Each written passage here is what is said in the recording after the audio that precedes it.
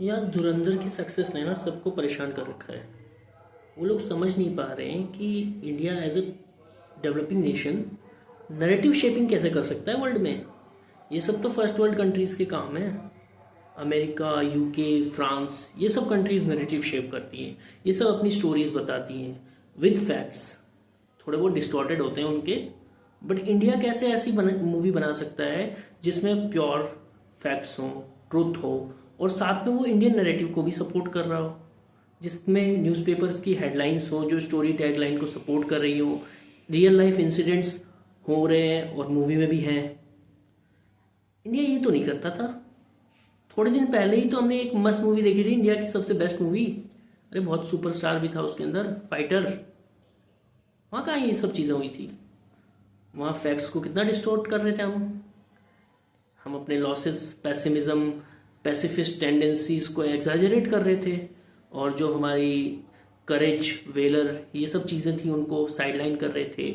जो हमारे efficient attacks थे उनको ऐसे दिखा रहे थे ऐसे कि वो एकदम फेलियर्स हैं। इतने लॉसेस एग्जैजरेट कर रहे थे जितने एक्चुअल लाइफ में कभी हमने नहीं देखे। जहाँ एक पायलट कैप्चर 48 आवर्स में ही उनको वापस इंडिया भेजा गया, लेकिन एक्चुअल में वहाँ पे दिखाया क्या गया कि दो पायलट कैप्चर हुए हैं, उनको 1 मंथ लॉन्ग कैप्टिविटी में पाकिस्तान के जेलों में रखा गया, टॉर्चर किया गया, उनमें से एक पायलट की जान चली जाती है। एक्चुअल में ऐसा कुछ नहीं हुआ था। एक्चुअल में हुआ ये था कि 48 आवर्स में ही विंग कमांडर अभिनंदन वर्तमान को पाकिस्तान ने रिलीज़ किया। क्योंकि जो उसमें दिखाया ना वो एक्चुअल गलत भी नहीं है, वो चीज़ें हुई थी, लेकिन वो पास्ट में हुई थी, कारगिल के टाइम पे, जब हमारे फ्लाइट लेफ्टिनेंट नचिकेता को पाकिस्तान ने वॉर के टाइम में कैप्चर कर रखा था और उन्हें 1 मंथ तक, जब तक की वॉर चली थी तब तक कैप्टिविटी में रखा था। उस टाइम एक चीज़ और भी हुई थी कि एक स्क्वाड्रन लीडर या विंग कमांडर थे, उनका नाम था मिस्टर आहूजा।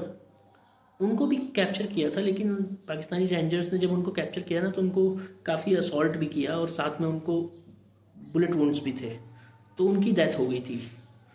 तो ये चीज़ें उन्होंने फाइटर में पुलवामा के साथ लिंक करके पता नहीं क्या दिखाया है, क्यों दिखाया है, क्या मतलब था इस चीज़ का।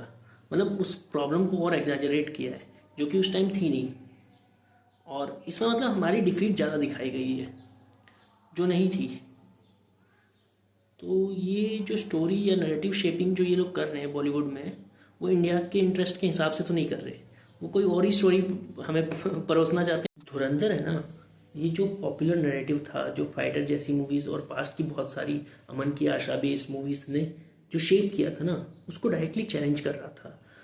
और ये Indian foreign policy, Indian narrative, India के नेशनल इंटरेस्ट को प्रायोरिटाइज करता है, उसको मेन स्ट्रीम में ला रहा है। तो मुझे लगता है ऐसी मूवीज़ ज़्यादा आनी चाहिए और उसको व्यूवर्स को भी बहुत सपोर्ट करना चाहिए इस तरह की मूवीज़ को।